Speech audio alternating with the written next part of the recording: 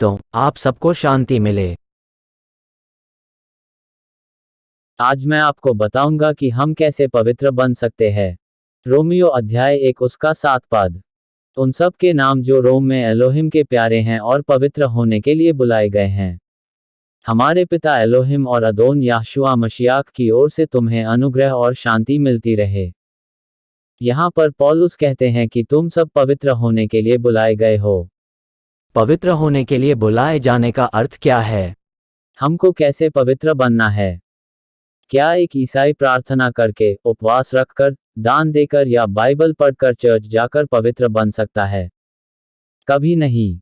आप अगर अपने पास्टर को पूछेंगे तो उनका जवाब यह होगा कि एक विश्वासी को पवित्र बनने के लिए शराब नहीं पीना है, खैनी पान सिगरेट तंबाकू आदि को हाथ नहीं लगाना है, और निरंतर चर्च जाना, प्रार्थना करना, दशमांश देना, उपवास करना और बाइबल का अध्ययन करते रहना चाहिए।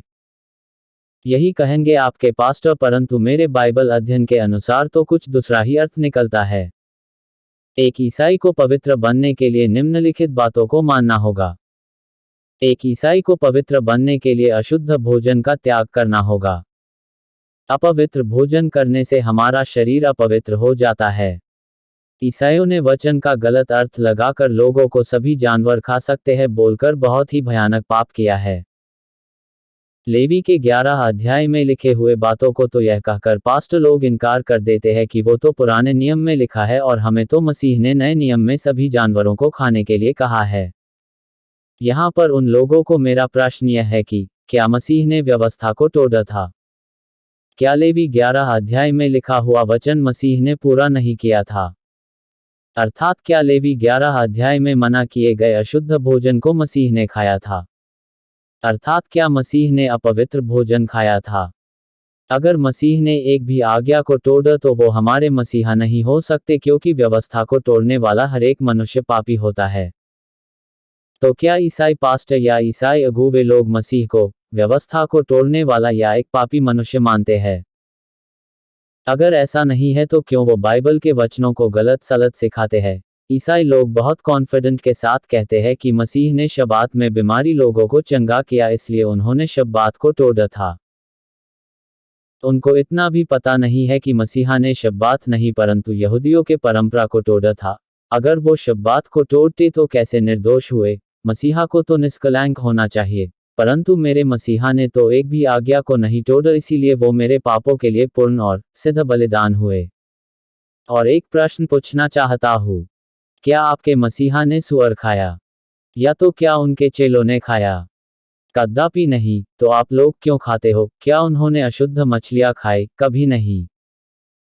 तो आप क्यों खाते हो? क्या आपके मसीहा ने कुत्ता, बिल्ली, खरगोश, ऊंट, घोड़ा, गधा, सांप, झिंगा या केकड़ा जो व्यवस्था में मना किया गया है, खाया?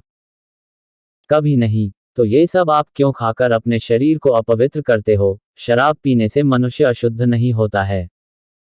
अगर ऐसा होता तो मसीह पानी को शराब बनाकर शादी में नहीं बांटते। यहूदी लोग आज भी शब्बात में शराब पीते हैं और हमारे मसीह ने भी पिया।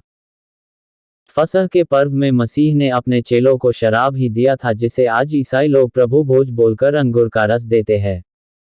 हिब्रू भाषा में याइन शब्द आया है जो कि शराब को ही कहते हैं। लेकिन पास्टर लोग आपको अंगूर का रस बोलकर सच्चाई को छुपाते हैं। आज के पास्टर्स लोग जिस अशुद्ध भोजन को मना करना चाहिए उसे तो मना नहीं करते हैं, जिससे शरीर पूरा अपवित्र होता है, बल्कि जिस चीज को मसीह ने खाया पिया उसे अशुद्ध कहकर जो नहीं खाना चाहिए उसे खिलाते हैं। श्रापित हो वो मनुष्य जो वचन को तोड़ मरोड़ कर लोगों को गलत सिखाता है।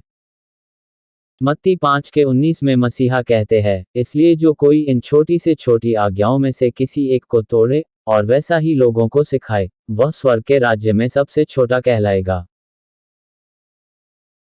परंतु जो कोई उनका पालन करेगा और उन्हें सिखाएगा, वही स्वर्ग के राज्य में महान कहलाएगा।